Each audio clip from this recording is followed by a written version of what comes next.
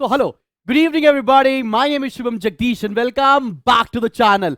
So boss अगला chapter है financial statement of companies, जो आज हम एक ही वीडियो में पूरा कंप्लीट करने वाले हैं.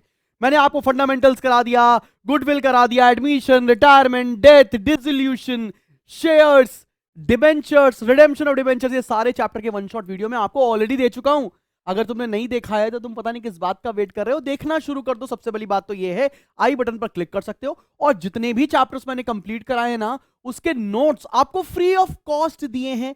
आप चाहें, अगर आपने डाउनलोड नहीं किया है या इस चैप्टर के भी नोट्स आपको डाउनलोड करने हैं, डिस्क्रिप्शन में लिंक मिल जाएगा मेरी एप्लीकेशन का. उसके फ्री स्टडी मटेरियल सेक्शन पर आपको नोट्स मिल जाने वाले हैं. और किसी बच्चे को दिक्कत आती है नोट्स के लिए तो एक हेल्पलाइन नंबर है 8112601234, उस पर कर सकते हो कॉल. तो चलिए शुरू करते हैं आज की क्लास. और आज की क्लास इस साल की सबसे ज्यादा इंटरेस्टिंग क्लास होने वाली है. तो चलिए शुरू करते हैं. पता है, फाइनेंशियल स्टेटमेंट के लिए एक बात बड़ी फेमस है कि अगर आपको इसका फॉर्मेट याद हो गया है तो आपके लिए आधे से ज्यादा जंग आपने जीत ली है भैया. बहुत सिंपल सी बात हो. तो फाइनेंशियल स्टेटमेंट ऑफ कंपनीज का पहले मैं एक फॉर्मेट याद करने के लिए घटिया सी स्टोरी सुनाऊंगा और उस घटिया सी स्टोरी से लेकिन तुम्हें समझ में आ जाएगा कि ये फॉर्मेट बन कैसे रहा है. तो चलो चलो चलो सब बच्चे मेरे साथ वीडियो को पॉज करो और अपने पास जाओ और पेन कॉपी लेकर बैठ जाओ और मेरे साथ साथ तुम लोग बनाने जा रहे हो फॉर्मेट. ठीक है ना भाई? आप लोग बनाने जा रहे हैं मेरे साथ साथ फॉर्मेट. ठीक है? अगर फॉर्मेट याद हो गया, मैं तुम्हें बार बार बता रहा हूं, तुम्हारी आधे से ज्यादा टेंशन खत्म हो जाएगी. होगी ही नहीं. ठीक है ना भाई? इधर मैं बनाने जा रहा हूं बैलेंस शीट की लाइबिलिटी साइड का फॉर्मेट एंड इस साइड में बनाने जा रहा हूं बैलेंस शीट की असेट साइड का फॉर्मेट. ठीक है ना भाई? कुछ चेंजेस भी आए हैं, वो चेंजेस भी बताऊंगा, लेकिन ये तो स्टोरी पुरानी है तो इस स्टोरी में उसको इनकॉर्पोरेट भी करके दिखा दूंगा, तो टेंशन लेने वाली बात नहीं है. ठीक है ना भाई? आओ भाई आओ, शुरू करते हैं. हम आपको फॉर्मेट बनाना सिखाएंगे. ठीक है ना भाई? चलो भैया, यहां पर यहां पर यहां पर यहां पर यहां पर जल्दी से जल्दी से जल्दी से फॉर्मेट शुरू करने जा रहे हैं. ये है हमारा पर्टिकुलर्स, ये है हमारा पर्टिकुलर्स. देन आता है बाबू नोट नंबर और फिर करंट ईयर का अमाउंट, देन प्रीवियस ईयर का अमाउंट. ठीक है ना? ये बात आपको याद रखनी है. हम बनाने जा रहे हैं बैलेंस शीट. सिमिलरली पर्टिकुलर्स, दोबारा लिखने की जरूरत नहीं है लेकिन मैं क्योंकि अलग बना रहा हूं ना, इसलिए लिख कर दिखा रहा हूं. नोट नंबर, करंट ईयर का अमाउंट और प्रीवियस ईयर का भी अमाउंट. ठीक है? अब बैलेंस शीट में दो चीजें आती है, एक तो होती है लाइबिलिटीज, एक होती है असेट. तो चलो लाइबिलिटीज तो हम लिख ही लेते हैं. उसका नाम है इक्विटी एंड लाइबिलिटीज. इसका नाम है इक्विटी एंड लाइबिलिटीज. तुम्हें पता है ये बैलेंस शीट का format the strictly as per schedule 6 of companies act के हिसाब से होना चाहिए. ठीक है ना? तो उसके हिसाब से ही मैं आपको बताऊंगा और याद भी हो जाएगी. एक घटिया सी स्टोरी सुनाने जा रहा हूं, सुनना. ठीक है ना? अब कुछ मैं एक बार क्या होता है, मैं अपनी बात नहीं करने जा रहा हूं, मैं बात करने जा रहा हूं रुद्राक्ष की. एक रुद्राक्ष बच्चा है, उसकी स्टोरी सुनाने जा रहा हूं. रुद्राक्ष यार लखनऊ का लड़का था, नहीं दिल्ली का लड़का है. रुद्राक्ष दिल्ली का लड़का था और वो गया साउथ इंडिया घूमने के लिए, केरला घूमने गया. शादी हो गई इस लड़के की, अब मस्त. अब उसने सोचा कि अब शादी हो चुकी है, अब गर्लफ्रेंड के साथ जब घूमने जाऊंगा तो बीवी कुछ नहीं कहेगी. हाँ, तो सिंपल वही स्टोरी सुनाने जा रहा हूं, सुनना. ठीक है ना? मजाक हटके. और रुद्राक्ष अगर ये वीडियो देखेगा तो उसको तो मजा ही आ जाने वाली है. ठीक है ना? तो होता क्या है कि रुद्राक्ष भैया जाते हैं साउथ इंडिया और वहां पे खाना खाते हैं, कई जगह घूमते घूमते हैं. तो लेकिन इनको वहां पे खाना खाने में मजा नहीं आता. हर जगह का टेस्ट अलग होता है ना. साउथ इंडियन खाना मुझे जैसे बहुत पसंद है, हो सकता है किसी को ना पसंद हो. तो इनको लग रहा था कि वहां पे खाने में ना हर समय गरी पड़ी हुई है, मीठा है, नारियल है. तो ये मीठा खा खा के दिल्ली का लड़का चटपटा खाना है, पंजाबी मुंडा है अपना. तो अभी ये क्या कह रहा है, एक एक एक रेस्टोरेंट पहुंचता है और उस रेस्टोरेंट के वेटर से बोलता है, भैया सुनो, स्वीट सब्जी नहीं चाहिए. क्या बोलता है, क्या बोलता है, क्या बोलता है, क्या बोलता है? बोलता है स्वीट, फिर बोलता है सब्जी, फिर बोलता है नहीं, फिर बोलता है चाहिए. याद रखना भाई, क्या बोलता है? स्वीट, सब्जी नहीं, चाहिए। ये स्वीट सब्जी नहीं चाहिए ऑर्डर है। बैलेंस शीट की लायबिलिटी साइड की 4 हेडिंग होती है, जिसमें से पहला जो स्वीट है ये क्या है? ये है share holder fund, share holders fund. दूसरा एस क्या है? ये है share application money, share application money pending allotment. मैं थोड़ा छोटा छोटा लिख रहा हूं, लेकिन भाई बोल भी तो रहा हूं। फिर अगली एडिंग जो नहीं है वो है यहां पर नॉन करेंट लाइबिलिटीज। क्या है भाई? Non current liabilities. और जो सी है चाहिए, जिसको मैं बोल रहा था, वो है बेटा करेंट लाइबिलिटीज। ठीक है ना? तो रुद्राक्ष भैया गए साउथ इंडिया और वहां पर एक वेटर से बोलते भैया स्वीट सब्जी नहीं चाहिए। अब वेटर बोलता अरे तो चाहिए क्या तेरे को? तो चाहिए क्या? ये कहता है सिर्फ रोटी वांटेड, सिर्फ रोटी चाहिए मुझे। क्या बोलता है? सिर्फ रोटी वांटेड। क्या बोलता है? सिर्फ रोटी वांटेड। सिर्फ रोटी वांटेड का मतलब क्या है? एस मतलब शेयर कैपिटल, एस मतलब शेयर कैपिटल, रोटी मतलब आर मतलब reserves and surplus, reserves and surplus. W मतलब वॉरेंट्स, डब्ल्यू मतलब वॉरेंट्स।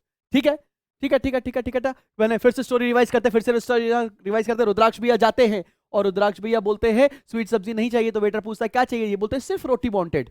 और साथ में पूछते हैं कुछ और है तुम्हारे पास? कहता है हाँ। वेटर बोलता है मेरे पास पराठे की बड़ी सारी वैरायटी है। कहता है मेरे पास एक पराठा है जिसका नाम है बटर डालो ऑन पराठा। एक और वैरायटी है। क्या वैरायटी है? बटर डालो ऑन पराठा, बटर डालो ऑन पर। अब बच्चे क्या करेंगे पता है? इसी में से मीम काटेंगे और बच्चे वायरल करना शुरू कर देंगे कि सर देखो कैसे पढ़ा रहे हैं। अरे तुम्हें समझ में आ रहा है ना, तुमको याद हो जाएगा। और क्या चाहिए? बटर डालो ऑन पराठा का मतलब बी मतलब बोरोइंग। नॉन करेंट के अंदर लिख रहे हो, इसका मतलब लॉन्ग टर्म बोरोइंग। तो ये क्या हो गया? Long term borrowing. ठीक है ना? डी मतलब डेफर्ड टैक्स लायबिलिटी। ठीक है भाई। ओ मतलब अदर नॉन करेंट लायबिलिटी। और पी मतलब प्रोविजन, बोले तो लॉन्ग टर्म प्रोविजन। तो रुद्राक्ष भैया साउथ इंडिया जाते हैं, वहां से वेटर से बोलते हैं स्वीट सब्जी नहीं चाहिए। ये हेडिंग हो गई। फिर ये तो वेटर पूछता है इनसे चाहिए क्या? तो ये बोलते हैं सिर्फ रोटी वांटेड। और वेटर बताता है मेरे पास पराठे की वैरायटी, एक है बटर डालो ऑन पराठा और एक है बटर तड़का ऑन पराठा। अगला क्या है? Butter tadka on paratha. जगह कम है इसलिए छोटा छोटा लिख रहे हैं भाई। ठीक है। बटर मतलब बी मतलब बोरोइंग, लेकिन करंट लायबिलिटी के अंदर कौन सी बोरोइंग होगी? Short term borrowing. ये क्या है? Short term borrowing, short term borrowings. T मतलब क्या है? Trade payables, trade payables. O मतलब क्या है? Other current liability. पी मतलब प्रोविजन है, लेकिन कौन सा प्रोविजन? Short term provision. और फिर लास्ट में आ जाएगा टोटल, टोटल कर देंगे। ठीक है ना? बात समझ में आ गई? तो ये पूरी बैलेंस शीट की लायबिलिटीज की हेडिंग है। समझ में आ गया? क्या समझ में आया? स्वीट सब्जी नहीं चाहिए, सिर्फ रोटी वांटेड, बटर डालो on paratha, butter tadka on paratha. पूरी बैलेंस शीट की लायबिलिटी साइड आपको याद हो जाएगी। 2 बार प्रैक्टिस करोगे आराम से और भूख लग जाएगी अलग। ठीक है ना? अब असेट साइड पर आते हैं। अब असेट साइड सेकंड हेडिंग कौन सी होती है? असेट्स। और असेट्स के 2 क्लासिफिकेशन है, हम सभी को पता है। एक होता है non current assets, non current assets, और दूसरा होता है current assets. Non current assets और दूसरा है करेंट असेट्स। अब क्या हुआ? अब रुद्राक्ष भैया वापस आ गए दिल्ली, वापस दिल्ली आ गए। अब दिल्ली में अपने दोस्तों के साथ बैठे थे। दोस्त ने बोला कि भैया तुम तो मस्त चेन्नई वन्नई घूम के आए हो, कैसा रहा? क्या क्या खाया पिया? तो ये क्या बोलते हैं अपने दोस्तों से? फूड इतना देखा लेकिन ओ नहीं चखा। मतलब पंजाबी है ना? फूड इतना देखा, आओ देखते हैं भैया। फूड इतना देखा लेकिन ओ नहीं चखा। फूड इतना देखा लेकिन ओ नहीं चखा। अब ये क्या हो गया, बवाल क्या है? फूड मतलब फिक्स्ड एसेट्स। अभी परेशान मत हो, चेंजेस भी बताऊंगा। आई मतलब non current investment. Non current investment इसी ऑर्डर में लिखना जरूरी है, इसलिए आपको एक घटिया सी स्टोरी मैं आपको सुना रहा हूं। डी मतलब deferred tax asset. Deferred tax asset. L मतलब होता है loans and advances, long term loans and advances. L मतलब क्या है? Long term, long term loans and advances. ठीक है। ओ नहीं चखा, ओ नहीं चखा, ये क्या है? Other non current assets. ये क्या हो गया? Other non current assets. कोई दिक्कत वाली बात तो नहीं, कोई परेशानी वाली बात नहीं। अच्छा, तो क्या हुआ? सबसे पहले लाइबिलिटी साइड क्या थी? स्वीट सब्जी नहीं चाहिए, सिर्फ रोटी वांटेड, बटर डालो on paratha, butter tadka on paratha. Liability गई। फिर दोस्तों से बोलते हैं फूड इतना देखा लेकिन ओ नहीं चखा। फिर दोस्तों से बोलते हैं अब खाना खाने कहां चलना है? तो ये खाना खाने के बोलते चलो आईआईटी चलो। क्या बोलते हैं? आईआईटी। दिल्ली में आईआईटी है ना, आईआईटी चलो। सीएलओ चलो बन नहीं रहा तो सीएलओ लिख दिया, ठीक है ना। आईआईटी चलो मतलब आई मतलब investment, current investment, current investment. ठीक है ना भाई। आई मतलब इन्वेंट्रीज। टी मतलब trade receivable, trade receivable. C मतलब cash and cash equivalent, cash and cash equivalent. L मतलब short term loans and advances, short term loans and advances. और O मतलब अदर करेंट एसेट्स।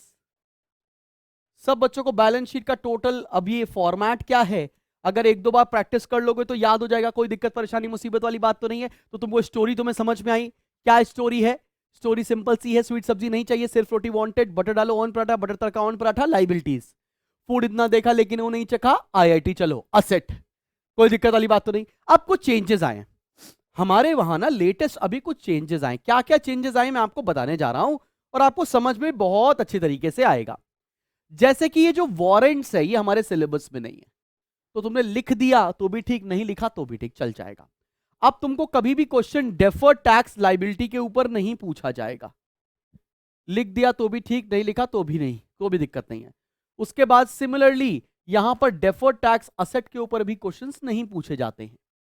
और जो ये fixed assets है इसका नाम चेंज हो गया। फिक्स्ड एसेट्स है तो, लेकिन इसका नाम चेंज हो गया। क्या नाम रखा गया है मैं बता रहा हूं आपको। फिक्स्ड एसेट्स का नाम बदल दिया है। हमारी सरकारें नाम बदलती है ना, तो वैसे ही नाम बदल दिया गया है। क्या नाम रखा गया है? Property plant equipment. क्या रखा गया है? Property, property plant equipment and intangible assets. ठीक है भाई, कोई दिक्कत वाली बात नहीं। तो तुम्हें ये स्टोरी याद हो जाएगी, बाद में चेंज कर देना, सिंपल। तो सब बच्चों को बैलेंस शीट का फॉर्मेट आंखों के रास्ते दिल में उतरा कि नहीं? मैं एक बार साइड हो जाता हूं, तुम आराम से इसका स्क्रीनशॉट ले सकते हो। स्वीट सब्जी नहीं चाहिए, सिर्फ रोटी वांटेड, बटर डालो on paratha, butter tadka on paratha. Food इतना देखा लेकिन वो नहीं चखा। और आईआईटी चलो से ये बैलेंस शीट का फॉर्मेट तुम्हें प्रिपेयर हो गया। अब मैं आता हूं, एक बैलेंस शीट का क्वेश्चन कराते हैं, तब तुम्हें समझ में आएगा कि भैया इसका एप्लीकेशन कैसे होगा। तो चलिए शुरू करते हैं। चल भाई, एक क्वेश्चन करके दिखा रहा हूं। वैसे ये हमारी एग्जैक्टली डी के गोयल किताब में दे रखा है, मैंने वहीं से क्वेश्चन उठा लिया। अगर आप ये क्वेश्चन करना सीख गए तो आपको बैलेंस शीट पूरी तैयार हो जाएगी। चाहे वो बैलेंस शीट शेयर्स के चैप्टर की हो, चाहे वो किसी भी चैप्टर की हो, और फाइनेंशियल स्टेटमेंट का एक बड़ा क्वेश्चन आपको मिलने ही वाला है पेपर में भाई, तो पूरा आराम से प्रिपेयर हो जाएगा, टेंशन वाली बात नहीं है। अब ये क्वेश्चन देखो, और मेरे साथ अगर तुमने इसको सॉल्व किया, जिसको सॉल्व करने में थोड़ा सा टाइम लगेगा, ठीक है ना भाई, तो कोई दिक्कत वाली बात नहीं, सह लेंगे, ये गम है, सह लेंगे। ठीक है, आओ जरा शुरू करते हैं हम आपको ये पूरा क्वेश्चन सॉल्व करवाना। लिखा क्या है, from the list of the following assets and liabilities prepare the company's balance sheet as per schedule 3 part 1 of the companies act 2013। तो तुम्हारे पास बैलेंस शीट का फॉर्मेट फटाफट से बना होना चाहिए। तो मैं जल्दी से यहां पर एक लाइबिलिटीज का फॉर्मेट आराम से बड़ा बड़ा फॉर्मेट बनाकर आपको दिखा देता हूं, ठीक है ना। तो सबसे पहली हेडिंग हम लोगों ने क्या लिखी थी, आप फॉर्मेट फटाफट से बना लेना, आपके लिए हेल्प हो जाएगी। पहली हेडिंग थी इक्विटी एंड लाइबिलिटीज, ठीक है ना। इसमें हम लोगों ने क्या क्या पढ़ा था, शेयर, स्वीट सब्जी नहीं चाहिए, स्वीट सब्जी नहीं, और चाहिए हम इधर कर देते हैं, ठीक है। आराम से बनाओ। फोर्थ हेडिंग लिख लेते हैं चाहिए। तो एस क्या था, एस क्या था, शेयर होल्डर फंड। एस क्या था भाई, शेयर होल्डर्स फंड। जल्दी से लिखो, शेयर होल्डर्स फंड। फिर ये क्या था, शेयर एप्लीकेशन मनी, ये भी सिलेबस में नहीं है लेकिन फिर भी लिख लो, पेंडिंग अलॉटमेंट। फिर क्या था, non current liabilities. Fair enough. C मतलब क्या था, करंट लाइबिलिटीज। पूरा पूरा फॉर्मेट बनाएंगे और मेरे साथ आज ये टॉपिक सीखेंगे और इसी क्वेश्चन के साथ पूरा चैप्टर खत्म हो जाएगा, देखना भाई। फिर क्या था हमारे पास, स्वीट सब्जी नहीं चाहिए के बाद सिर्फ रोटी वांटेड, सिर्फ रोटी वांटेड। एस मतलब शेयर कैपिटल, अभी शेयर कैपिटल के नोट्स टू अकाउंट भी हम सीखने वाले। रिजर्व्स एंड सरप्लस, डब्ल्यू मतलब वारंट्स। और दूसरी हेडिंग का कोई एक्सपेंशन तो था नहीं। फिर क्या था हमारे पास, बटर डालो ऑन पराठा, बटर डालो ऑन पराठा। बी मतलब long term borrowing, long term borrowing. कोई भी क्वेश्चन आए पहले फॉर्मेट बना लेना फिर शुरू करना। डी मतलब डेफर्ड टैक्स लाइबिलिटी, और ये वैसे आता ही नहीं है सिलेबस में, डेफर्ड टैक्स लाइबिलिटी। फिर क्या था, ओ मतलब other non current liability, P मतलब लॉन्ग टर्म प्रोविजन।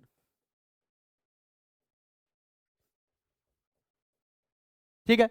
फिर हम लोग करंट लाइबिलिटीज में आते थे तो इसका एक्सपेंशन क्या था, butter tadka on paratha, butter tadka on paratha. ये लो भैया बना डाला। बी मतलब क्या था यहां पर, शॉर्ट टर्म बोरोइंग्स, लिख देते हैं भाई, शॉर्ट टर्म बोरोइंग। टी मतलब ट्रेड पेबल, ओ मतलब अदर करंट लाइबिलिटी, पी मतलब शॉर्ट टर्म प्रोविजन। ठीक है ना भाई। फिर मस्त लगा दो टोटल बैलेंस शीट का, ठीक है। ये तो हमने फॉर्मेट बना दिया लाइबिलिटी साइड का। अब अगले पेज पे बना देता हूं मैं फॉर्मेट असेट साइड का। चलो रे भाई लोग बनाओ, असेट साइड का फॉर्मेट बनाओ। सबसे पहले यहां पे लिखते हैं हम लोग सेकेंड पॉइंट, असेट्स। असेट्स के दो क्लासिफिकेशन, पहला क्या है, non current assets. Non current assets में क्या था, फूड इतना देखा लेकिन ओ नहीं चका, फूड, जिसका नाम चेंज करके फिक्स एसेट की जगह क्या आ गया है, property plant equipment and intangible assets. मतलब property plant equipment and intangible assets. मैं शॉर्ट में लिख दिया हूं लेकिन आप पूरा लिखना। इसका मतलब आपको हर एक बैलेंसेस यहां पर निकालकर दिखाने पड़ेंगे, मैं निकालकर दिखाऊंगा भी आपको, ठीक है ना। ये हो गया हमारा नॉन करेंट में, फूड इतना देखा। सेकंड इसी में क्या आएगा, आई मतलब नॉन करेंट इन्वेस्टमेंट। फूड इतना देखा, डी मतलब डेफर्ड टैक्स असेट। फूड इतना देखा लेकिन एल मतलब long term loans and advances. में आज भी ऐसे ही रट रट के रखा हूं मैं, फूड इतना देखा लेकिन ओ नहीं चखा, आओ ओ नहीं चखा इधर कर देते हैं ONC, या उधर ही कर सकते हैं, ऐसा कोई दिक्कत नहीं है। ONC मतलब other non current assets, other non current assets. ये तो हमने एक हेडिंग कर दी नॉन करेंट एसेट्स की, अब इधर हेडिंग डाल देते हैं करेंट एसेट्स की, करेंट एसेट्स। ठीक है ना भाई, करंट एसेट्स में क्या आता था, IIT। चलो मतलब पहला क्या था, पहली चीज थी IIT। आई मतलब short term investment, short term investment. फिर दूसरे आई का मतलब था इन्वेंट्रीज, टी मतलब ट्रेड रिसीवेबल। चलो मतलब सी मतलब कैश एंड कैश इक्विवेलेंट, ठीक है ना। एल मतलब लोन्स एंड एडवांसेस, वो भी शॉर्ट टर्म वाले। IIT, चलो CLO मतलब अदर करंट एसेट्स, और फिर लगा देंगे अपन टोटल। सो ये बैलेंस शीट का फॉर्मेट दोबारा भी आपने पढ़ लिया। अब बनाएंगे नोट्स टू अकाउंट। अब सर ये नोट्स टू अकाउंट क्या होता है? नोट्स टू अकाउंट बोलता है कि बैलेंस शीट में आप जो जो इंफॉर्मेशन लिखने जा रहे हो, बैलेंस शीट के अंदर जो जो इंफॉर्मेशन लिखने जा रहे हो, उसका सोर्स क्या है, उसका कैलकुलेशन कहां है, इसके लिए आपको नोट्स टू अकाउंट बनाना मैंडेटरी है। नोट्स टू अकाउंट नहीं बनाया, बैलेंस शीट आपकी चेक भी नहीं होगी। आओ जरा देखते हैं ये नोट्स टू अकाउंट बनाया कैसे जाता है। और नोट्स टू अकाउंट का भी क्या कोई फॉर्मेट होता है? नहीं भाई, कोई नोट्स टू अकाउंट का फॉर्मेट नहीं होता, लेकिन सिर्फ शेयर कैपिटल निकालने के लिए नोट्स टू अकाउंट का एक सेट पैटर्न है जो आपको फॉलो करना पड़ेगा। बाकी कोई भी पैटर्न नहीं है जो आपको फॉलो करना चाहिए। तो हम बनाने जा रहे हैं नोट्स टू अकाउंट। अब भाई पहली हेडिंग देखो, शेयर कैपिटल का अमाउंट हमें कैसे निकालना है। शेयर कैपिटल का अमाउंट हम कैसे निकालेंगे? इसमें पहली हेडिंग आती है authorised share capital, authorised share capital. अब ये ऑथराइज्ड शेयर कैपिटल क्या होता है सर? ऑथराइज्ड शेयर कैपिटल का मतलब होता है कि सेबी द्वारा आपको कितनी लिमिट दी गई है कि आप शेयर्स कितने रुपए के पूरी लाइफ टाइम में शेयर्स इशू कर सकते हैं, वो लिमिट। इसका कोई भी अमाउंट बैलेंस शीट में नहीं जाएगा। Dash shares at the rate dash each, ठीक है ना। इसका अमाउंट कभी भी बैलेंस शीट में इस्तेमाल नहीं किया जाता है, बस ये दिखाना पड़ेगा, नहीं दिखाओगे नंबर कट जाएंगे। दूसरी हेडिंग होती है इशूड शेयर कैपिटल, मतलब आप कितने शेयर्स इशू करने वाले हो। Dash shares at the rate dash each, इसका भी कोई मतलब नहीं है। जिसका मतलब है वो है सब्सक्राइब्ड शेयर कैपिटल, इसका अमाउंट जाएगा बैलेंस शीट में, सब्सक्राइब्ड शेयर कैपिटल। अब सब्सक्राइब की दो हेडिंग है, इसके अंदर ए आता है subscribed and fully paid. Subscribe and fully paid का मतलब क्या होता है? वो शेयर होल्डर जिसने हमारे शेयर्स खरीदे और पूरा पैसा पे कर दिया। ठीक है भाई, ये कर लेंगे। Dash shares at the rate dash each, इसका तो काम आ गया। दूसरी हेडिंग क्या होगी? Subscribed and not fully paid, और यहीं पे सारी दिक्कतें आएंगी। इसका मतलब क्या है? वो शेयर होल्डर जिसने पूरे पैसे नहीं दिए, तो dash shares at the rate dash each, इसमें से कॉल्स इन अरियर को माइनस करना पड़ता है, जितना पैसा नहीं दिया। शेयर फोरफीट जो कर दिए उसका अमाउंट ऐड करना पड़ेगा। ये वाला अमाउंट और यहां से जो फाइनल अमाउंट आएगा उसी चीज को हम बैलेंस शीट में दिखाएंगे। सिर्फ इसका ही फॉर्मेट आपको पता होना चाहिए ढंग से, ठीक है ना।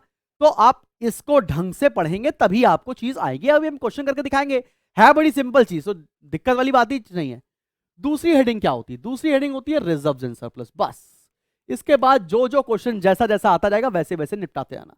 Reserves and surplus, reserves and surplus आप सभी को पता है, मैंने पढ़ाया हुआ है पहले भी कि security premium reserve, general reserve, statement of P&L, सब कुछ यहीं से आएगा। और जो जो लॉसेस को आप राइट ऑफ करोगे वो भी यहीं पर राइट ऑफ करोगे। राइट ऑफ करना मैंने रिडेम्पशन के चैप्टर में सिखाया भी है कि लॉस को कैसे राइट ऑफ करते हैं। ठीक है ना भाई, चले बढ़े आगे। चल भाई, अब जरा देखो क्वेश्चन मेरे साथ, और एक एक चीज मैं तुम्हें सिखाता चलूंगा जिससे आपको हर एक पॉइंट समझ में आ जाए। ठीक है ना भाई, चलो बेटा जी, आप जरा सबसे पहली चीज देखो और लाइन से सॉल्व करना प्लीज, एकदम जंबल्ड हसल फसल में क्वेश्चन नहीं करना। ठीक है ना, क्योंकि नोट्स अकाउंट का कोई ऑर्डर नहीं होता है, किसी भी ऑर्डर में आप लिख सकते हैं। तो पहले लाइबिलिटी सॉल्व करते हैं। सबसे पहली लाइबिलिटी पढ़ो, क्या लिखा है, सन्ड्री क्रेडिटर्स 1 लाख रुपए के। अब सबसे पहले सोचो क्रेडिटर्स क्या होते हैं, करंट लाइबिलिटी होती कि नॉन करंट लाइबिलिटी होती। क्रेडिटर्स को तो हर साल पैसा पे करना होता है, मतलब करंट लाइबिलिटी है। अब क्रेडिटर्स किस हेडिंग के अंदर आ सकते हैं, करंट लाइबिलिटी में कहीं क्रेडिटर्स है ही नहीं। क्रेडिटर्स किस हेडिंग में आ सकते हैं, जिसको पे करना बाकी है, मतलब ट्रेड पेबल। तो बिल्स पेबल हो गया, क्रेडिटर्स हो गया, सब ट्रेड पेबल्स के हेडिंग के अंदर आता है। तो अब तुम्हें क्या करना पड़ेगा, नोट्स टू अकाउंट में तुमने थर्ड नोट लिखा, ट्रेड पेबल्स। ट्रेड पेबल्स के अंदर तुमने क्या लिखा, क्रेडिटर्स। क्रेडिटर्स कितना लिखा, 1 लाख रुपए, जितने क्रेडिटर्स के दे रखे हैं। बैलेंस शीट में हम बाद में अमाउंट डालेंगे जब पूरा नोट्स टू अकाउंट सॉल्व कर लेंगे। तो लेकिन क्रेडिटर्स नोट कर लिया ना तुमने, अच्छी बात है। आगे बढ़ो, क्वेश्चन देखो क्या कह रहा है। नेक्स्ट आइटम बोल रहा है सिक्योरिटी प्रीमियम। अब तुम्हें पता है सिक्योरिटी प्रीमियम क्या होता है, रिजर्व्स इन सरप्लस। तो जल्दी से जाओ, नोट्स टू अकाउंट में जहां रिजर्व सरप्लस लिखा है यहां लिख दो सिक्योरिटी प्रीमियम। कितना सिक्योरिटी प्रीमियम था, 50,000। हमने लिख दिया ना भाई 50,000, समझ में आई सब बच्चों को बात। अगले आइटम पर आओ। अगला आइटम लिख रहा है interest accrued and due on debentures. क्या बोल रहा है, डिबेंचर्स पर इंटरेस्ट ड्यू है, मतलब पे करना बाकी है, मतलब लायबिलिटी है। ये तो बात समझ में आ रही है। इन डिबेंचर पर इंटरेस्ट हर साल पे किया जाता है, तो ये तो करंट लायबिलिटी का हिस्सा हो गया। अब करंट लायबिलिटी के किस हेडिंग के अंदर आ सकता है, क्या ये बोरोइंग है, उधार है, आंसर है नहीं। क्या ये ट्रेड पेबल्स है, ट्रेड पेबल्स के अंदर तो बिल्स पेबल और क्रेडिटर्स आता है, नहीं। क्या ये अदर करंट लायबिलिटी है, हाँ जी, जिसका कोई नहीं होता है उसका अदर करंट लायबिलिटी होता है। ठीक है ना, बात समझ में आई। तो तुमने क्या किया, नोट्स टू अकाउंट में गए और अगली हेडिंग लिख ली अदर करंट लायबिलिटी, और इसके अंदर लिख लिया इंटरेस्ट ऑन डिबेंचर्स जो ड्यू है। कितना on interest on debentures due था भाई, कितना ड्यू था, ड्यू है 28,000, लिख दिया भाई, लो 28,000। ऐसी भी क्या बात आ गई। ठीक है, अब चलो आगे बढ़ते, अगले आइटम पर आते हैं। अब आ गया वही जिसका था हमें इंतजार, ऑथराइज्ड शेयर कैपिटल। देखो ऑथराइज तुम्हें सीधा सीधा दे रखा है कि 1,20,000 शेयर से 10 रुपए पर शेयर के हिसाब से ऑथराइज 12 लाख है। तो तुमको जाना है नोट्स अकाउंट में, फटाफट से इसको लिख देना है। क्या, कितने शेयर्स थे भैया, फिर से देख लेते हैं, भूल गया। कितने शेयर्स थे, 1,20,000 शेयर्स 10 रुपए के, 1,20,000 shares at the rate 10 each, ये हो गए 12 लाख। इसका कोई भी इस्तेमाल नहीं करना है। अब अगले आइटम पर आओ। अगला आइटम क्या है, सब्सक्राइब्ड शेयर कैपिटल, मतलब इशूड यहां पर नहीं दे रखा है। इशूड नहीं दे रखा तो उसमें आप डैश लगा देंगे, आपको लिखने की कोई भी जरूरत नहीं है। इशूड में आप क्या करोगे, dash dash dash dash dash dash. अब क्या करने वाले हो, अब सब्सक्राइब्ड शेयर कैपिटल में आने वाले हो। सब्सक्राइब्ड कैपिटल में क्या बोल रहा है, ध्यान से देखना। लिखा है बच्चा पार्टी, सब्सक्राइब शेयर कैपिटल 80,000, मतलब 80,000 शेयर्स ने हमारे शेयर्स को सब्सक्राइब किया।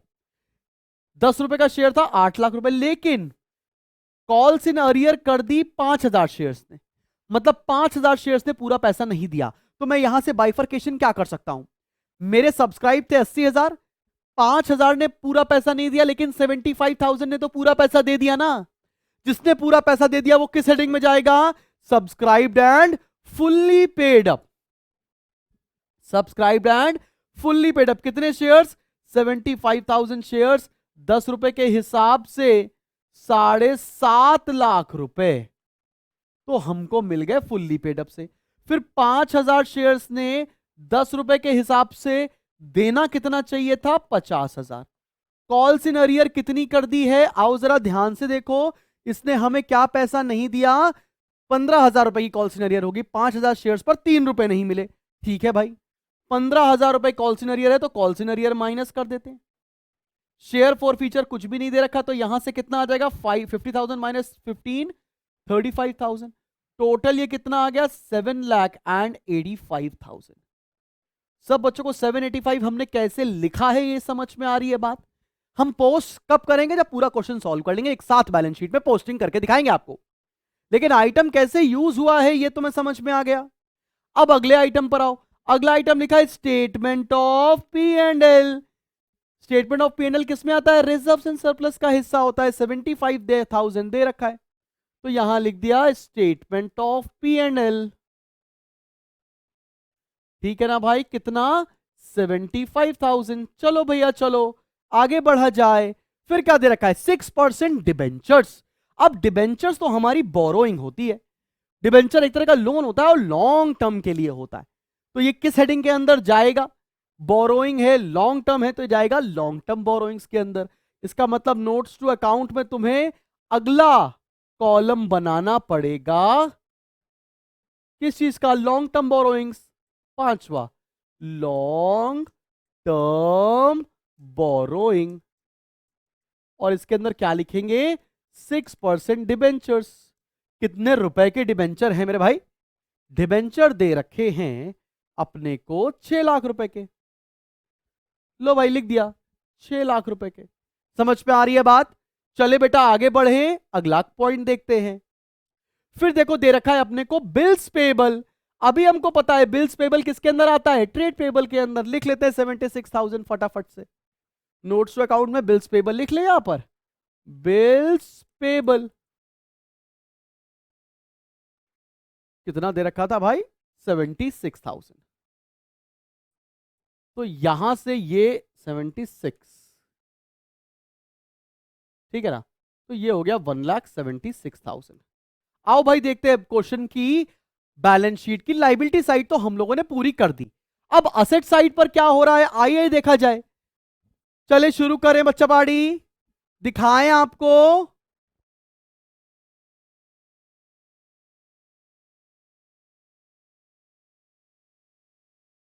चलो भैया चलो, चले भैया करें।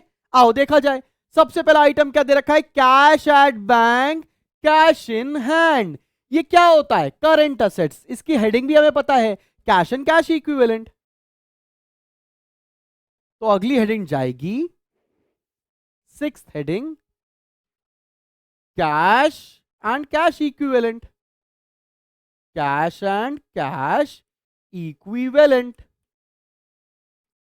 इसके अंदर क्या जाएगा? Cash in hand, cash in hand और cash at bank. Cash in hand कितना दे रखा है भाई? कैश इन हैंड दे रखा है अपने को 79,000 नहीं 1,500 एंड 79,800। 1,500 एंड 79,800 लिख दिया भाई। कोई दिक्कत कोई परेशानी तो नहीं है? हमने नोट नंबर 6 पर इसको सॉल्व किया। अगला आइटम क्या दे रखा है क्वेश्चन में? देखो इन्वेस्टमेंट। अब ये एक बढ़िया बात है। अब आपके दिमाग में एक ख्याल आएगा, सर अगर सिर्फ क्वेश्चन में इन्वेस्टमेंट दी रखी होगी तो वो कौन सी इन्वेस्टमेंट है?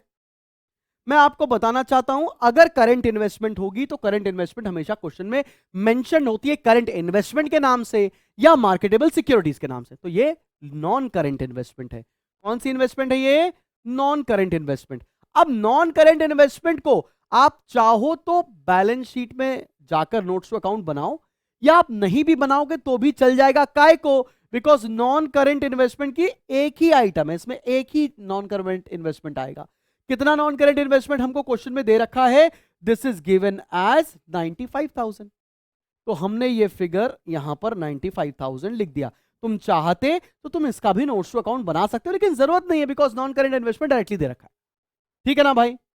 आगे बढ़े क्वेश्चन में। और क्या है अगले? इसी में है प्रिलिमिनरी एक्सपेंसेस। ओहो ये आई ना बात, बढ़िया चीज। Preliminary expenses are always written off. एक तरह का लॉस होता है, इसको राइट ऑफ करना जरूरी है। और राइट ऑफ किससे करेंगे? Security premium. नहीं होगा तो फिर पीएनएल में आएंगे ना जनरल रिजर्व के बाद। तो राइट ऑफ करने हैं 9,000 रुपीज, राइट ऑफ कर दो, इसमें से minus preliminary expenses. Preliminary expense जानते हो ना आप लोग क्या होता है? बिजनेस को सेटअप करने में जो खर्चा होता है उसे प्रीलिमिनरी एक्सपेंसेस बोलते हैं। अमाउंट कितना है भाई? अमाउंट है 9,000। तो ये बच गया हमारे पास 41,000। ठीक है, आगे देखते हैं और क्या दे रखा है। Loans and advances to staff. अगर ये स्टाफ नहीं लिखा होता तो गड़बड़ होता, तो हम लॉन्ग टर्म समझते, लेकिन स्टाफ को पैसा अक्सर एक कंपनी शॉर्ट टर्म के लिए ही देती है, तो ये short term loans and advances आएगा। तो short term loans and advances कहां है? ये है। कितने का दे रखा है? 95,000 का, लिख दिया डायरेक्टली, कोई दिक्कत वाली बात ही नहीं है। ठीक है ना बेटा, आगे बढ़ो। उसके बाद क्या दे रखा है? गुडविल। गुडविल क्या होता है? Intangible assets. तो हमें करना क्या होगा? एक अगला नोट्स टू अकाउंट बनाना पड़ेगा पॉइंट नंबर 7 पर, जिसपे हम लोग क्या लिखेंगे? प्रॉपर्टी प्लांट एंड इक्विपमेंट एक चीज है, एंड इंटेंजिबल एसेट्स। तो इसमें आप दो हेडिंग बनाओगे, एक बनाओगे property plant and equipment PPE की, और दूसरी बनाओगे इंटेंजिबल एसेट्स। अब ऐसे पीपीई मत लिखना, पूरा एक्सप्लेन करके आना भाई। इंटेंजिबल एसेट्स में क्या दे रखा है आपको? गुडविल। और गुडविल का अमाउंट कितना दे रखा है मेरे भाई? गुडविल का अमाउंट दे रखा है 50,000। 50,000 भैया, 50,000। गुडविल का अमाउंट कितना दे रखा है बच्चा पार्टी? 50,000। ठीक है भैया, आगे देखते क्वेश्चन में क्या हो रहा है। फिर दे रखा है देखो बिल्डिंग। बिल्डिंग किसके अंदर जाएगा? प्रॉपर्टी प्लांट एंड इक्विपमेंट के अंदर 6 लाख रुपए। प्रॉपर्टी प्लांट एंड इक्विपमेंट के अंदर जाएगा यहां पर बिल्डिंग। अमाउंट कितना? 6 लाख रुपए। फिर अगला अगला अमाउंट क्या है? Plant and machinery. आप डेप्रिसिएशन के बाद वाला अमाउंट लेंगे, तो प्लांट एंड मशीनरी कितने का है? 594। ये भी प्रॉपर्टी प्लांट एंड इक्विपमेंट के अंदर आएगा। Plant and machinery 5,94,000। आगे बढ़ते हैं भाई। फिर क्या दे रखा है अपने को क्वेश्चन में? फिर दे रखा है इन्वेंट्रीज। अब देखो इन्वेंट्रीज तो हमको क्वेश्चन में डायरेक्ट चाहिए होती हैं और डायरेक्ट गिवन है, तो चलो भैया इन्वेंट्रीज हमको क्वेश्चन में डायरेक्टली गिवन है। कितना अमाउंट दे रखा था? इन्वेंट्रीज दे रखी है 10,000 रुपए की। इन्वेंट्रीज में सीधा डाल दिया हमने 10,000 रुपए। इसको एडिशनल आपको नोट्स अकाउंट में सॉल्व करके दिखाने की कोई जरूरत नहीं है। आगे बढ़ते हैं। उसके बाद क्या दे रखा है? डेटर्स। और फिर दे रखा है प्रोविजन फॉर डाउटफुल डेट्स। अब ध्यान से देखना, ये एक इंपॉर्टेंट पॉइंट है। पहली बात, डेटर्स कौन होते हैं? जिनसे पैसा मिलना होता है, मतलब ये एक तरह का रिसीवेबल है। तो हमको अगला नोट्स टू अकाउंट जो बनाना पड़ेगा वो बनेगा notes to account note number 8। Note number 8, trade receivable. इसके अंदर लिखा हम लोगों ने डेटर्स। और बेटा जी डेटर्स का अमाउंट हमको क्वेश्चन में कितना दे रखा है? डेटर्स का अमाउंट दे रखा है 1,74,000। 1,74,000 डेटर्स का अमाउंट दे रखा है 1,74,000। इस पे हमको प्रोविजन फॉर डाउटफुल डेट्स भी दे रखे हैं। तो हमको करना क्या है? ध्यान से देखना, हम क्या करने जा रहे हैं डेटर्स के ट्रीटमेंट में, जल्दी से मेरे साथ साथ देखते चलो। बाबू डेटर्स में हमको ना दो चीजें दे रखी हैं। डेटर्स के अंदर क्या दे रखा है? हमको डेटर्स दे रखे हैं 1,74,000। साथ में प्रोविजन फॉर डाउटफुल डेट्स भी दे रखा है। ये प्रोविजन क्या होगा? हमारा शॉर्ट टर्म प्रोविजन। और डेटर्स हम लेंगे 1,74,000। तो डेटर्स लिखा यहां पर 1,74,000। साथ में एक और कॉलम बना लिया हम लोगों ने, short term provision. Short term provision के अंदर लिख लिया प्रोविजन फॉर डाउटफुल डेट्स। ये दे रखा है 8,700। कोई दिक्कत नहीं है, ऐसा ट्रीटमेंट कर सकते हैं। कई सारी किताबों में डेटर से माइनस करके ही अमाउंट को ले लिया गया है। दोनों तरीका आप कर सकते हैं, कोई लफड़ा है ही नहीं, दोनों चीजें सही हैं। अब आओ जरा देखा है आगे क्वेश्चन में क्या बचा। Furniture 1,14,400 rupees. तो ये क्या है? 1,14,400 की हमको दे रखी है फर्नीचर। फर्नीचर किस में जाएगा? फर्नीचर है हमारा प्रॉपर्टी प्लांट एंड इक्विपमेंट। यहां लिखा फर्नीचर 1,14,400। अब देखो बेटा, हम लोगों ने सब क्वेश्चन कर लिया, पूरे क्वेश्चन का हर एक आइटम हम नोट कर चुके हैं। अब आइटम्स को उठाना है और बैलेंस शीट में डालना है। चलो भाई चलो शुरू करते हैं, करा जाए। शेयर कैपिटल कितना आ रहा है? 7,85,000। और शेयर कैपिटल आपने किस नोट नंबर में सॉल्व किया है? फर्स्ट। तो आपने लिखा 7,85,000।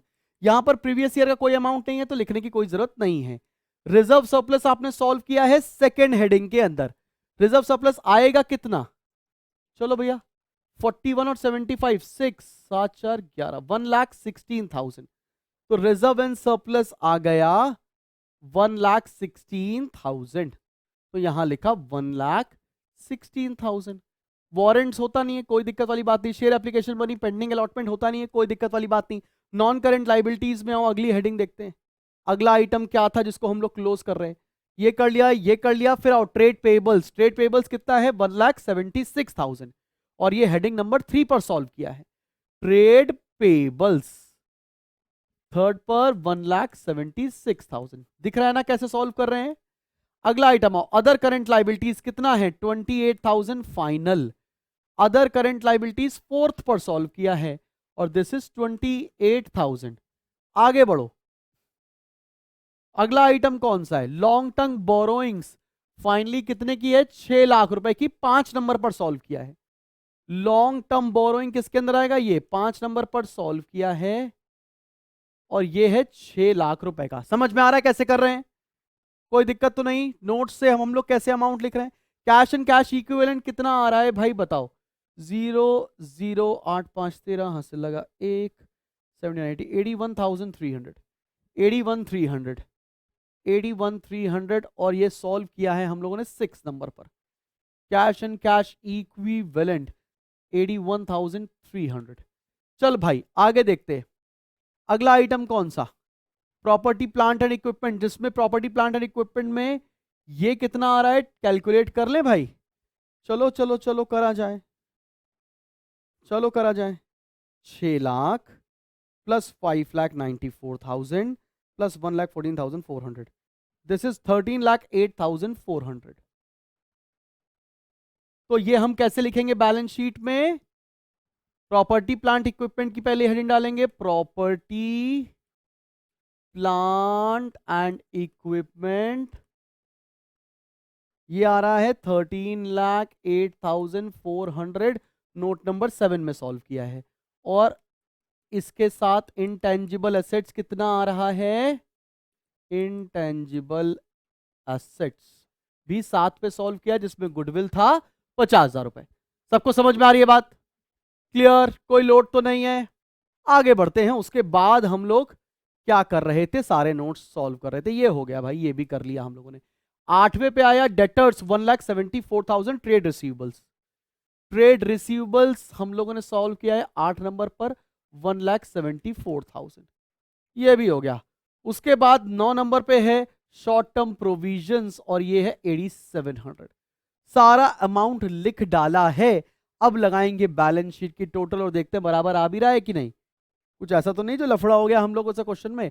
जो आइटम नहीं है उसके आगे आप डैश लगा दें, कोई दिक्कत नहीं है। लगाओ भाई total. 7,85,000 plus 116,000 plus 6 lakh plus 1,76,000 plus 28,000 plus 8,700। यार अब 17,13,700। आप लोग बताइएगा क्या आ रहा है, ठीक है ना? इधर ऐड करते हैं। 13,08,400 plus 50,000 plus 95,000 plus 10,000 plus 1,74,000 plus 81,300 plus 95,000। यार 18,13,700। और ये कितना रहा था 17,13,700। ये कैलकुलेशन मिस्टेक हुई है क्या भाई? 1 लाख रुपए ज़्यादा आ रहा है ये। भैया भैया भैया चेक करें। 13,08,400 plus 50,000 plus 95,000 plus 10,000 plus 1,74,000 plus 81,300 plus 95,000। या तो 18 लाख ही आ रहा है। इधर देखते हैं, कहीं कुछ मिस्टेक हो तो आप मेरे को इंतला करिएगा कि टोटल जोड़ने में गड़बड़ कर रहे हैं, क्या कर रहे हैं।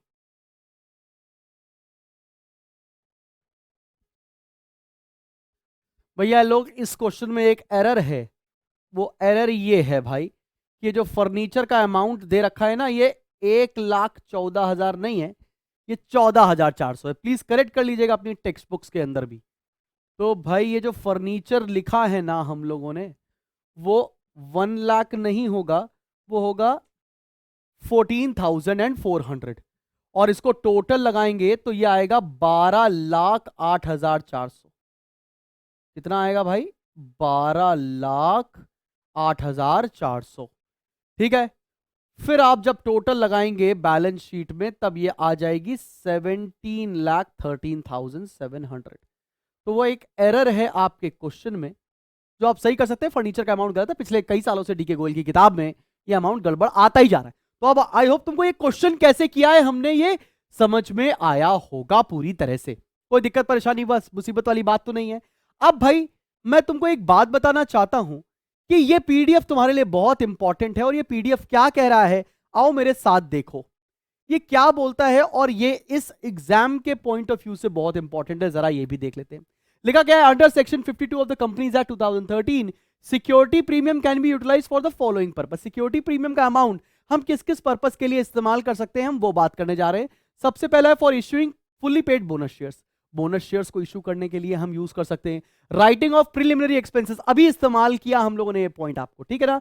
Writing of issue expenses, share issue expenses, underwriting commission, discount allowed on issue, for providing premium payable on redemption of preference shares, for buyback of its own shares or securities under section 68, DRR, revaluation reserve, share options outstanding, इसके लिए ये इस्तेमाल किया जा सकता है। और आगे देखिएगा, other reserve restricted to general reserve only. Other reserve की कैटेगरी में सिर्फ और सिर्फ जनरल रिजर्व ही आएगा।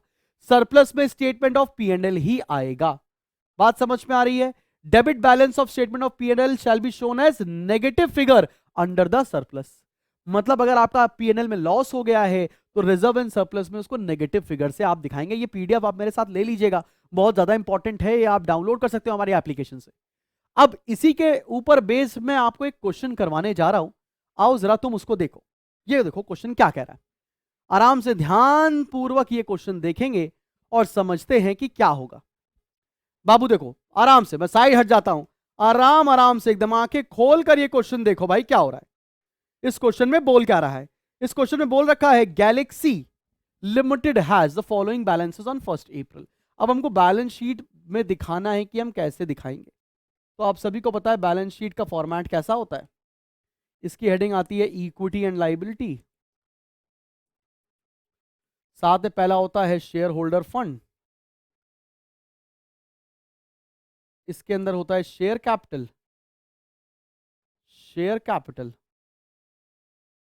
दूसरा होता है रिजर्व्स एंड सरप्लस।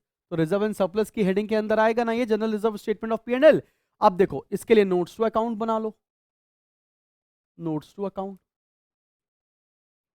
देखो ध्यान से क्वेश्चन अब क्या कह रहा है। लिखा है during the year ended 31 March 2023 it incurred a loss of 3,20,000। हमको लॉस हो गया 3,20,000 रुपए का। How would you show these items in the balance sheet and notes to account. पूछ रहा है कैसे दिखाएंगे। आपने देखो भाई जनरल रिजर्व कितना दे रखा है, जनरल रिजर्व दे रखा है। सबसे पहले तो तुमको यहां पे हेडिंग डालनी पड़ेगी रिजर्व्स एंड सरप्लस, ठीक है ना भाई। इसके अंदर आप आइटम लिखोगे जनरल रिजर्व, कितना दे रखा है 4.5 लाख। उसके बाद स्टेटमेंट ऑफ पी&एल कितना दे रखा है आपको 2 लाख रुपए। कितना दे रखा है statement of P and L, statement of P&L positive दे रखा है,